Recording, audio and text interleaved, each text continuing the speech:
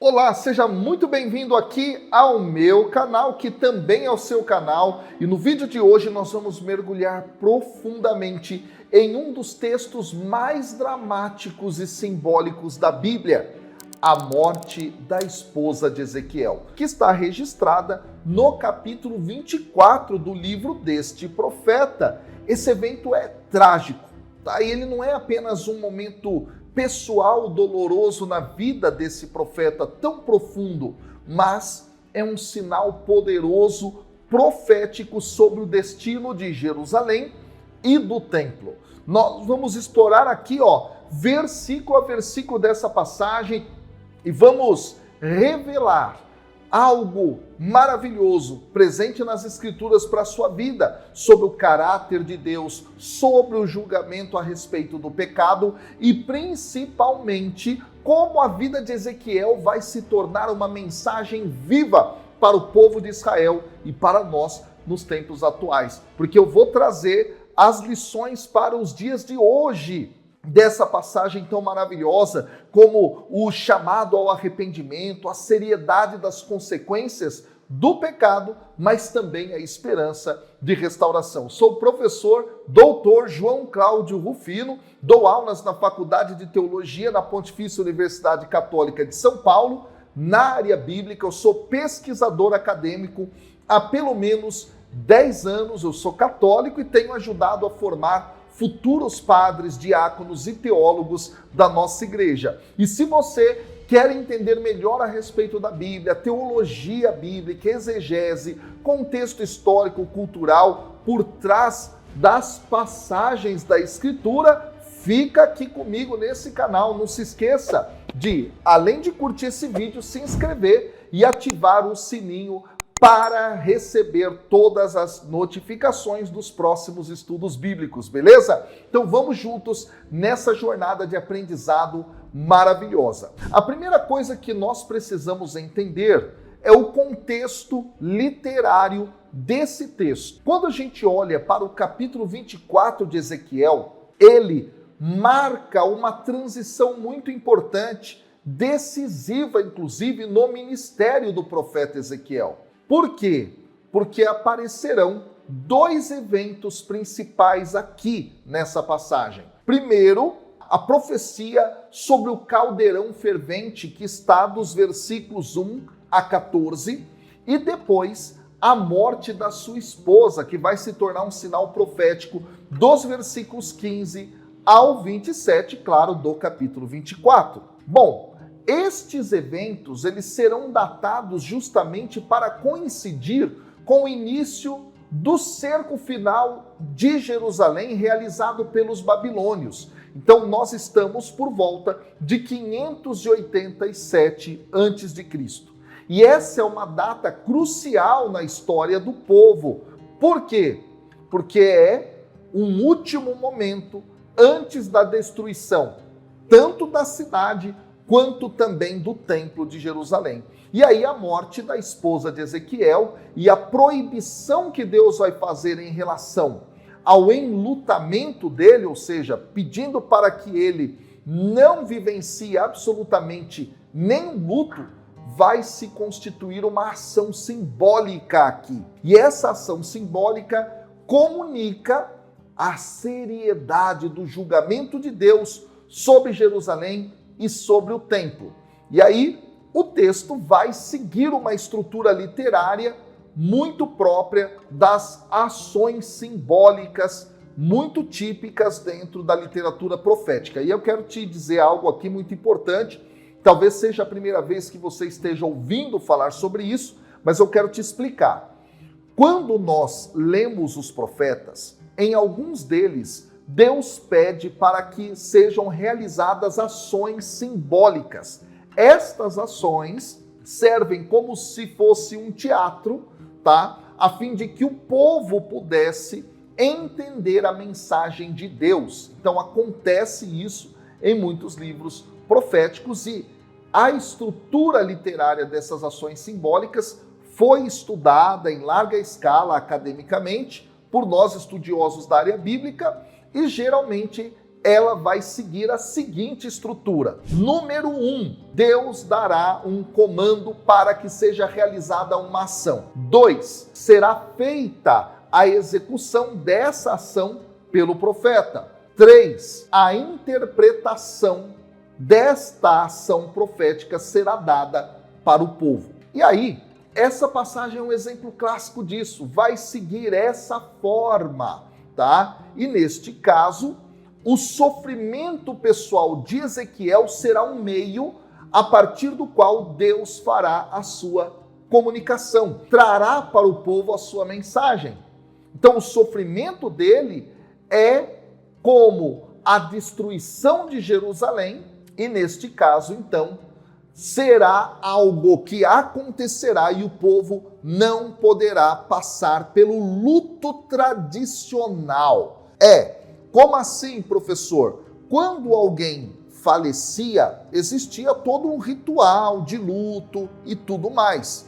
No caso, a destruição de Jerusalém será tão rápida neste sentido que absolutamente o povo não vai ter tempo algum para vivenciar esse luto, essa tristeza.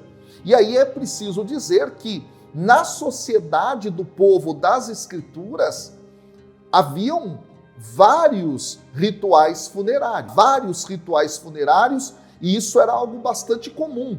Então, neste caso aqui, o texto está trabalhando culturalmente com esta ideia. Então, o texto vai enfatizar, número 1, o caráter inevitável e punitivo do julgamento divino, mas, ao mesmo tempo, será mostrada também a esperança de uma restauração. Por quê? Aparece, então, que Ezequiel, de alguma forma, recupera a fala, ele fica mudo, é interessante isso, tá? Mas ele recupera a fala lá no capítulo 24, no versículo 27, depois da destruição de Jerusalém. Ou seja, Jerusalém foi destruída, mas Deus vai continuar se comunicando com o povo.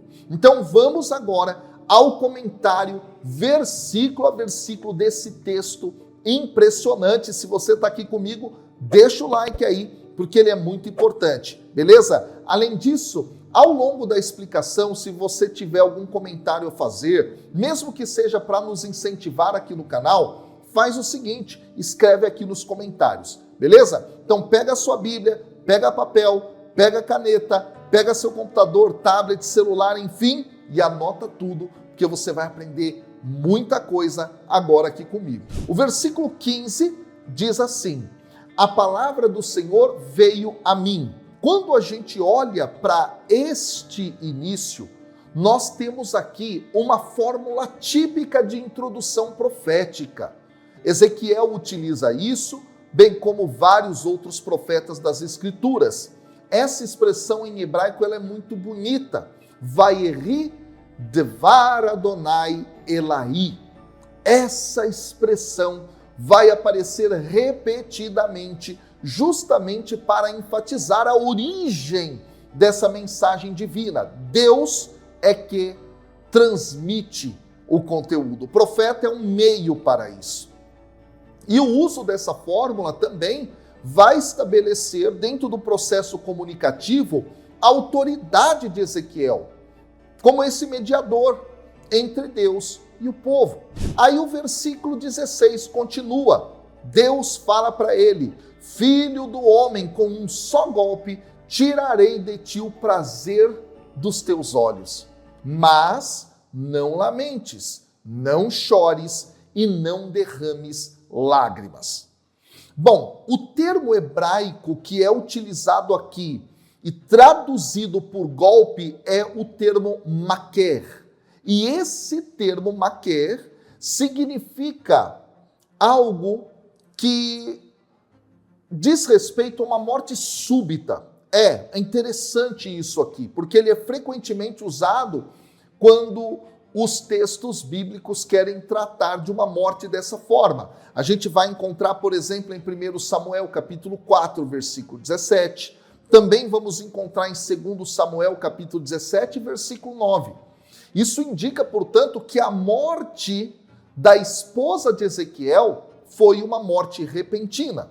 Há aqui que se destacar também dentro desse versículo a expressão prazer dos teus olhos. Algumas Bíblias vão traduzir como deleite dos seus olhos, né? Aqui, esta expressão vai destacar o afeto de Ezequiel pela esposa dele. E é muito bonito a forma como o texto comunica isso, tá? E aqui vai ser, inclusive, uma forma utilizada para criar uma espécie de paralelismo com o Templo de Jerusalém, que era o deleite do povo.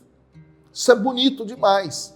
E nesse caso, então, Deus aqui não apenas vai anunciar a morte de um ente querido, mas vai proibir qualquer tipo de expressão de luto. Algo que seria profundamente perturbador em uma cultura que, inclusive, eu já falei aqui no início do vídeo, tinha sim uma cultura de um luto público que era altamente ritualizado. Vamos para o versículo 17, onde é dito assim, ó: suspire em silêncio, mas não faças luto pelos mortos. Prende o turbante e calça as sandálias nos pés. Não cubras o rosto, nem comas o pão de luto. Gente, o luto dentro dessa cultura do povo da Bíblia incluía práticas assim, por exemplo, o uso de vestes de luto. Você tinha que tirar as sandálias, por exemplo, andar descalço. Você tinha que cobrir o rosto.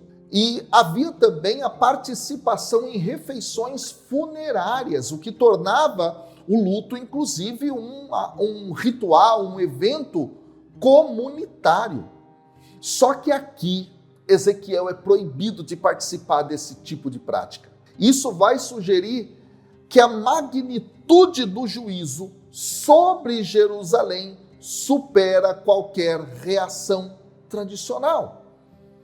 A proibição do luto aqui também vai refletir a profanação do templo. Porque assim como o profeta não poderia lamentar, portanto, sobre a sua esposa, o povo também não podia e não deveria lamentar a perda de Jerusalém, porque a sua destruição era um resultado justo da sua apostasia. E aí eu quero te lembrar, nós estamos aqui olhando para o texto de Ezequiel e ele vive no período no qual a cidade de Jerusalém está sendo sitiada pelos babilônios, tá? Que vão fazer essa destruição cabal um ano depois dessa profecia, em 586 a.C.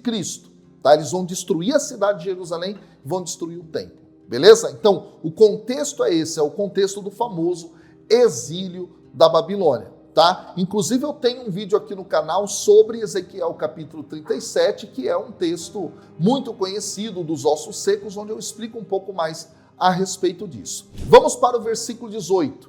Diz assim: falei ao povo de manhã e à tarde, minha esposa morreu.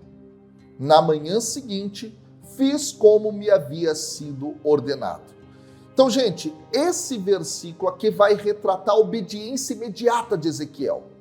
Aquilo que Deus tinha falado para ele, mesmo diante de uma perda pessoal devastadora. Isso é muito forte no texto aqui. E aí, o uso de uma sequência temporal, de manhã à tarde, dentro do texto vai reforçar essa natureza abrupta do evento.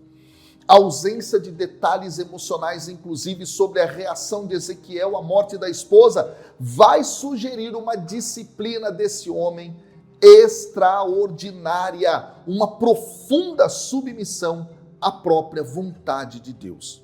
Outra coisa é a concisão do relato. Essa concisão, pessoal, vai ressaltar o compromisso de Ezequiel em ser um sinal para o povo, mostrando que o sofrimento pessoal deve ser subjugado ao cumprimento do seu chamado profético. Isso nos ensina muito, hein? Isso nos ensina muito. Ezequiel aqui tem uma entrega profunda para que a mensagem de Deus seja transmitida ao povo. Vamos ao versículo 19. Então o povo me perguntou: não vais nos explicar o que significa estas coisas, o que estás fazendo? Então aqui aparece uma pergunta do povo, e essa pergunta vai refletir uma curiosidade, uma certa confusão em relação ao comportamento de Ezequiel, porque eles reconhecem que a sua ação tem algum significado profético, mas eles ainda não entendem plenamente o que isso implica, o que essa mensagem realmente significa. E esse diálogo vai indicar, inclusive, que o povo está começando a perceber que os atos de Ezequiel não são atos meramente pessoais, mas atos que carregam um propósito divino aqui. E aí vem o versículo 20. Então lhes disse: a palavra do Senhor veio a mim. Então, mais uma vez aqui, há uma introdução, e essa introdução traz a fórmula profética tradicional, destacando que a resposta que ele vai dar ao povo é uma resposta que vem diretamente de Deus, gente. Mais uma vez, aqui há um reforço dessa autoridade que o profeta tem, da seriedade, inclusive, da mensagem que ele está prestes a transmitir. E aí vem o versículo 21. Dize à casa de Israel, assim diz o Senhor Deus: vou profanar o meu santuário, orgulho de sua força, o prazer de seus olhos e o desejo de sua alma. Seus filhos e filhas que vocês deixaram para trás cairão à espada. Uau! Que texto forte! Deus aqui então anuncia a destruição do templo. E essa destruição é forte aqui dentro do contexto histórico do povo, porque o templo é onde Deus habita com o seu povo. E aí, neste sentido, esse templo vai ser descrito como prazer dos seus olhos, como desejo da sua alma, frases que vão refletir essa afeição que o povo tem, tanto por Jerusalém quanto o templo que lá existia. E aí então, aqui eu preciso destacar o uso da palavra profanar, Hillel, é teologicamente carregado. Por quê? Porque sugere que a santidade do templo vai ser violada como resultado de um juízo divino. Uau, isso é forte demais. A perda de filhos e filhas, inclusive dentro aqui da passagem, vai reforçar a ideia de que a destruição de Jerusalém vai ser algo pessoal, algo traumático que vai afetar todas as famílias. E aí nós temos os versículos 22 e 23, onde é dito assim: vocês farão como eu fiz, não cobrirão o rosto, nem comerão o pão de luto, continuarão com seus turbantes e sandálias nos pés, e não lamentarão nem chorarão, mas definharão por causa de suas iniquidades e gemerão uns com os outros. Gente, assim como Ezequiel foi impedido de lamentar a morte da sua esposa, o povo de Jerusalém, o povo de Judá, vai ser incapaz de lamentar a destruição do templo e a morte dos seus filhos. O luto aqui vai ser substituído por um profundo sentimento de culpa, de arrependimento pelos pecados que foram cometidos.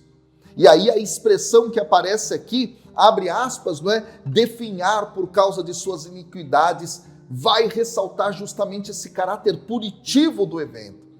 Vai destacar que a destruição de Jerusalém é um castigo justo da parte de Deus. E aí alguns podem ficar assim, meu Deus, mas como Deus é punidor aqui, como Deus trata o povo dessa forma. Gente, a gente tem que lembrar que neste caso aqui, Israel tem como filho de Deus que Israel é filho de Deus, tá? É assim que eles são chamados. Do Egito chamei o meu filho, diz assim a tradição da Torá, do Pentateuco. Eles têm uma missão muito importante no mundo. E Deus, como um pai que está educando o seu filho, vai dar um puxão de orelha neles. É nessa perspectiva que a gente tem que entender essas passagens que tratam a respeito disso. Beleza? E aí então, versículo 24. Ezequiel será um sinal para vocês. Vocês farão exatamente como ele fez. Quando isso acontecer, vocês saberão que eu sou o Senhor soberano. Então aqui, Ezequiel é explicitamente identificado como um sinal, mofet, em hebraico. Ele é um próprio símbolo vivo dessa mensagem de Deus ao povo. A sua vida, as suas ações, tudo vão personificar a palavra divina, e isso serve como um lembrete constante do juízo iminente.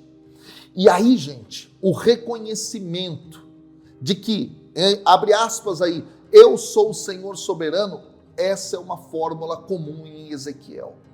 E ela vai destacar o objetivo último desse juízo, ou seja, que o povo reconheça a soberania de Deus, que viva em fidelidade a Deus.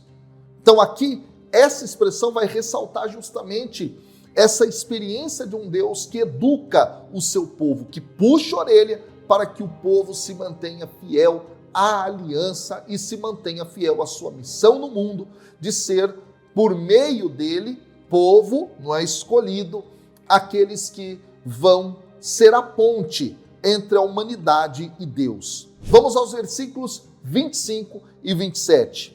Lá é dito assim: e você, filho do homem, no dia em que eu tirar deles a fortaleza, a alegria e o orgulho, o prazer de seus olhos, e seus filhos e filhas, naquele dia, um fugitivo virá trazer-lhe a notícia. Naquele dia, sua boca se abrirá, você falará com ele e não ficará mais calado. Assim será um sinal para eles e saberão que eu sou o Senhor. Gente, é muito interessante. Então aqui, a chegada de um fugitivo, ele vai trazer a notícia da queda de Jerusalém, e isso vai marcar o final de um período de mudez de Ezequiel. Ezequiel vai ficar mudo, tá? E isso havia sido imposto em Ezequiel capítulo 3, versículo 26. Se você voltar lá, você vai ver isso. Então a abertura da sua boca vai simbolizar uma nova fase no seu ministério profético, na qual ele mesmo vai anunciar as palavras de esperança, de restauração após o cumprimento do juízo. E é muito interessante porque, de fato, nós teremos mais à frente um texto em que será mostrado isso. Um mensageiro que vem falar com Ezequiel a respeito da destruição final de Jerusalém e do templo. É muito bonito isso. Agora, quando a gente olha para esse texto que, sem explicação, não é? Parece um texto assim, difícil da gente entender, a gente pode fazer a pergunta: para os tempos atuais, como é que esse texto poderia ser pregado? O que nós podemos trazer para a nossa vida, para a vida das pessoas, nas nossas paróquias, comunidades, igrejas, enfim. Né? Bom, primeiramente o texto de Ezequiel, do capítulo 24, versículos 15 a 27, vai trazer uma mensagem poderosa. Primeiro, o custo do pecado. Então, o pecado é um custo muito alto. Ele vai trazer um custo muito grande, tá? E aí, também o dado do chamado ao arrependimento diante desse custo elevado que o pecado tem. Assim, portanto, como o profeta Ezequiel foi chamado a suportar um grande sofrimento sem poder expressar o luto, tá? Os cristãos hoje, olhando para esse texto, também vão ser lembrados de que a vida de fé muitas vezes vai envolver um sofrimento, vai envolver desafios. Essa é uma outra visão também interessante que a gente pode trazer para os tempos atuais, tá? Assim como Ezequiel pagou um preço alto para poder transmitir ao povo a mensagem de Deus, também nós, muitas vezes, vamos pagar esse preço alto, tá? Olhando um pouco para a destruição de Jerusalém, para a perda do templo, nós temos aqui um ensinamento de que a idolatria, a desobediência a Deus vão trazer consequências graves. E nesse sentido, o arrependimento genuíno precisa ocorrer para que a restauração seja possível. Olha que interessante. Então, diante das consequências do pecado, o arrependimento deve existir, e uma vez que esse arrependimento vem, a restauração se inicia. Então é muito interessante isso para a nossa vida atual também, tá? Pensar diante dos pecados que a gente comete, as consequências que a gente colhe, puxa, não dá para continuar numa situação de vida desse jeito. É preciso arrependimento genuíno, e quando isso ocorre, Deus então vem intervindo e realiza, portanto, uma restauração. É muito bonito, tem outros ensinamentos interessantes, tá? Mas eu quero deixar estes aqui por enquanto, e se você tira alguma outra lição dessa passagem, comenta aqui embaixo, beleza? Então esse foi nosso vídeo explicando sobre esse evento trágico da morte da esposa de Ezequiel, um pouco daquilo que ele ensina para a nossa vida. E se você gostou desse vídeo, não esqueça de deixar o like, de se inscrever no canal, de ativar o sininho para as notificações, deixar aqui o seu comentário e também, gente, indica para outras pessoas. Pega o link e manda, nos seus grupos de WhatsApp e tudo isso. E para você que quer conhecer mais e mais a respeito da Bíblia, eu tenho o Instituto Propagador da Palavra. E dentro desse instituto são vários os cursos que nós temos, e eu te convido a clicar aqui no link abaixo dessa descrição para conhecer um pouco mais desse trabalho que eu tenho realizado com uma equipe maravilhosa, beleza? Então clica aqui e vem conhecer um pouco mais a respeito do Instituto Propagador da Palavra e dos cursos que nós temos à sua disposição. Valeu!